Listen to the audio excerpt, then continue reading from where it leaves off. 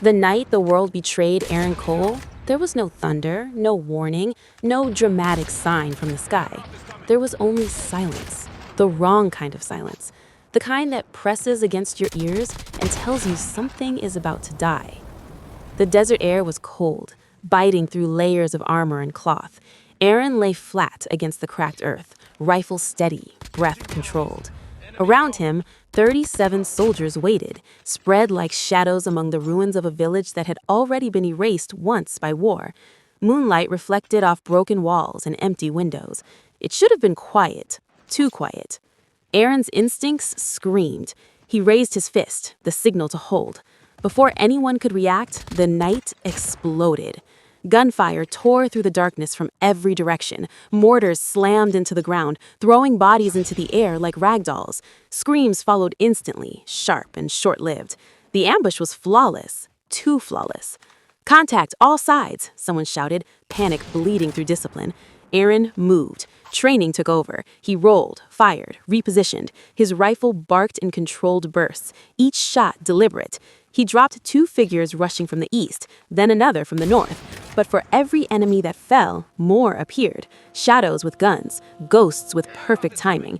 A scream cut through the chaos. "Lucas!" Aaron turned just in time to see his best friend clutch his throat, blood pouring through his fingers, eyes wide with disbelief. Lucas tried to speak. No sound came out. He collapsed into the dust. Something inside Aaron shattered. Not loudly, quietly.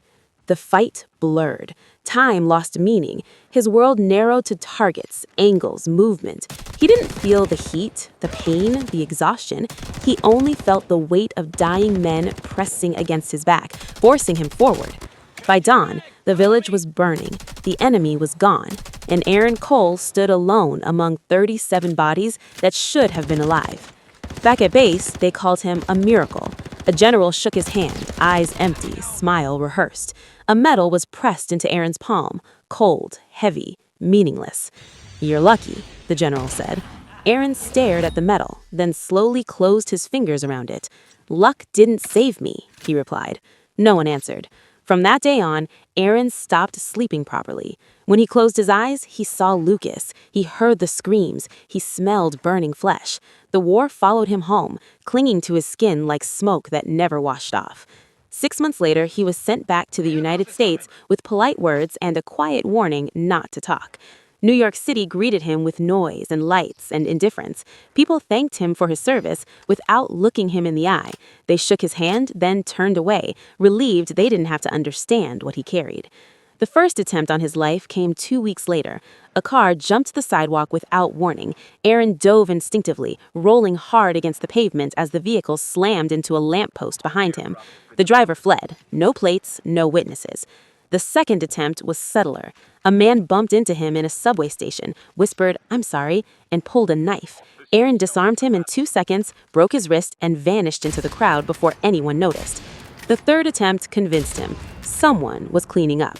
Aaron didn't go to the police. He knew better. Instead, he went where secrets lived, old contacts, forgotten systems, buried access points.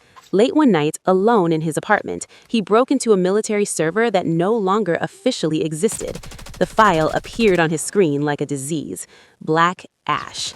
His hands trembled as he opened it. Names filled the screen. Missions designed to fail. Units marked expendable. Financial trails leading away from the military and into private accounts. Defense contractors, politicians, men who sold wars and bought silence. At the top of it all was one name, Richard Vail, Secretary of Defense. Aaron leaned back in his chair and laughed, a dry, broken sound that surprised even him. The laugh turned into silence, then anger, then clarity. They hadn't lost his squad, they had spent them. 3 days later, the news reported Aaron Cole's death. A car explosion, unfortunate accident, no body recovered. The story vanished within hours, because it was supposed to. Aaron Cole was officially dead. What remained had no name, no identity, no past that could be used against him. He burned his documents, erased his digital footprint, disappeared into the cracks of the country he once served. The first men he killed were professionals, ex-military, private security, clean weapons, careful movements. They underestimated him. Aaron didn't fight like a man anymore. He fought like an ending. He struck at night, erased targets, vanished before questions could be asked. Each kill pulled another memory to the surface, another face from the desert. He whispered their names as he worked. Slowly, patterns emerged. Drug shipments intercepted, arms deals destroyed, executives found dead in locked rooms. The underworld noticed first, then the media, then the government. They needed a name for the fear. They called him the one-man army. Emily Carter didn't believe in legends. She believed in evidence. Bodies don't lie. Money doesn't vanish without reason. When she laid the photos side by side, the connections screamed at her. Every dead man had blood on his hands. Every trail led upward. When she finally found Aaron, he was standing on a rooftop at dawn, city spread beneath him like a wounded animal. "You're supposed to be dead," she said, keeping her voice steady. "I am," Aaron replied, without turning. "Why are you doing this? Why not disappear completely?" He looked at the horizon, where the sun was slowly rising. Because they don't get to decide who is forgotten. From that moment on, the war stopped being quiet. Be sure to like and comment for the next lesson and subscribe if you are new to the channel.